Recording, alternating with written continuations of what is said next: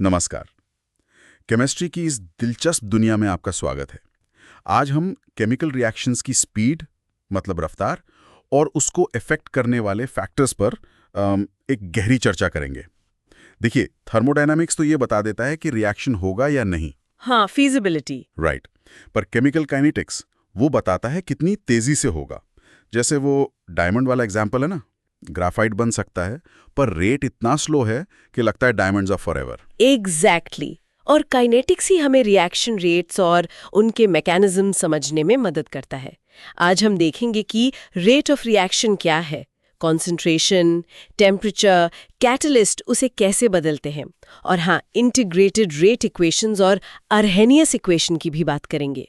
Finally, collision theory मतलब molecules कैसे collide करके प्रोडक्ट्स बनाते हैं। क्लास 12th के लिए ये सब बहुत इंपॉर्टेंट है। बिल्कुल। तो चलिए शुरू करते हैं केमिकल काइनेटिक्स के इन कॉन्सेप्ट्स को समझना। सबसे पहले ये रिएक्शन रेट होता क्या है। बेसिकली टाइम के साथ रिएक्टेंट्स कम होते हैं, प्रोडक्ट्स बढ़ते हैं। यही है। हाँ, बिल्कुल। हाँ, इसे हम दो तरह से देखते हैं। एवरेज रेट जो एक टाइम इंटरवल पर होता है, और दूसरा है इंस्टेंटेनियस रेट मतलब किसी पर्टिकुलर मोमेंट पर स्पीड, जैसे कार का स्पीडोमीटर दिखाता है। अच्छा। Units, concentration per unit time, जैसे मोल L-1 S-1।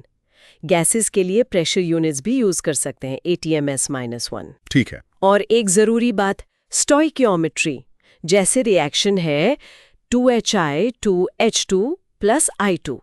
यहाँ HI के खत्म होने का रेट H2 या I2 के बनने के रेट से डबल होगा। हाँ, कोएफिशिएंट 2 है। करेक्ट।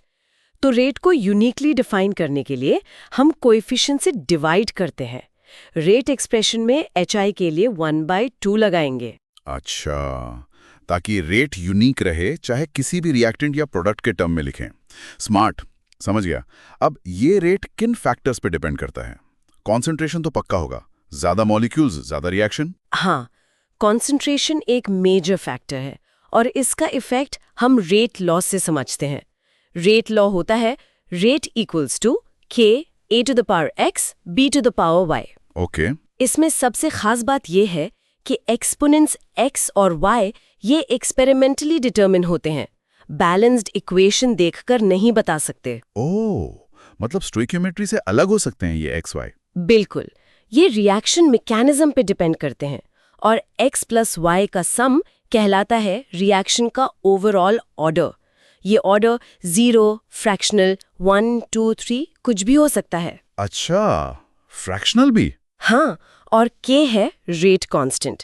इसकी यूनिट्स ऑर्डर पे डिपेंड करती हैं, जैसे फर्स्ट ऑर्डर के लिए S इनवर्स, 0 ऑर्डर के लिए मोल L inverse S inverse. Wow, तो ऑर्डर पूरी तरह एक्सपेरिमेंटल चीज है। Got it. और टेम्परेचर, वो 10 डिग्री वाला रूल सुना है, टेम्परेचर बढ़ाओ रेट डबल। हाँ, वो एक जनरल ऑब्जर्वेशन है। रफली 10 डिग्री सेल्सियस राइज से रेट कांस्टेंट डबल हो जाता है। इसे एक्यूरेटली समझाती है Arrhenius equation, K = A e⁻⁻ EA/RT। यहाँ EA है एक्टिवेशन एनर्जी। ये वो मिनिमम एनर्जी है जो रिएक्टिंग मॉलिक्यूल्स के पास होनी चाहिए इफेक्टिवली कोलाइड करके प्रोडक्ट बनाने के लिए। एक तरह का एनर्जी बैरियर, पहाड़ी जैसा। हाँ बिल्कुल। और A है अरेनियस फैक्टर या फ्रीक्वेंसी फैक्टर। ये कोलिजन फ्रीक्वेंसी और ओरिएंटेशन से रिलेटेड है। टेम्परेचर बढ़ाने से होता क्या है कि ज्यादा मॉलिक्यूल्स के पास EA जितनी या उससे ज्यादा एनर्जी आ जाती है। मैक्सवेल बोल्ट्जमैन डिस्ट्रीब्यूशन कर्व याद है? हाँ, शिफ्ट हो जाता है और फ्लैटर और वाइडर हो जाता है हाई टेम्परेचर पे। एग्जैक्टली। और कैटलिस्ट वो भी रेट बढ़ाता है, पर वो एक्टिवेशन एनर्जी EA को ही कम कर देता है। अच्छा, रास्ता बदल देता है। हाँ, एक ऑल्टरनेट पाथवे प्रोवाइड करता है जिसका एनर्जी बैरियर कम हो। कैटलिस्ट खुद कंज्यूम नहीं होता और इक्विलिब्रियम को चेंज नहीं करता, बस उसे जल्दी अचीव करने में मदद करता है। अंडरस्टूड। तो रेट लॉ रेट और कॉन्सेंट्रेशन का रिलेशन है। क्या कॉन्सेंट्रेशन और टाइम का भी कोई सीधा रिलेशन है? मतलब अगर जानना हो कि 15 मिनट बाद कितना रिएक्टेंट बचा होगा। बिल्कुल, उसके लिए हम यूज करते हैं integrated rate equations. Differential rate law को इंटीग्रेट करके मिलती हैं ये। 0 ऑर्डर रिएक्शन के लिए जहां रेट कांस्टेंट रहता है, इक्वेशन है R = -KT + R0। Concentration linearly घटती है टाइम के साथ। Okay, straight line graph. हाँ, और इसका half life T half initial concentration R0 पे डिपेंड करता है। T half is equal to R0 2K। अच्छा। फर्स्ट ऑर्डर रिएक्शन जहां रेट कॉन्सेंट्रेशन के प्रोपोर्शनल है, उसके लिए इंटीग्रेटेड इक्वेशन है ln(R) is equals to -KT plus ln(R0) या लॉग फॉर्म में K is equals to 2.303T log R0R।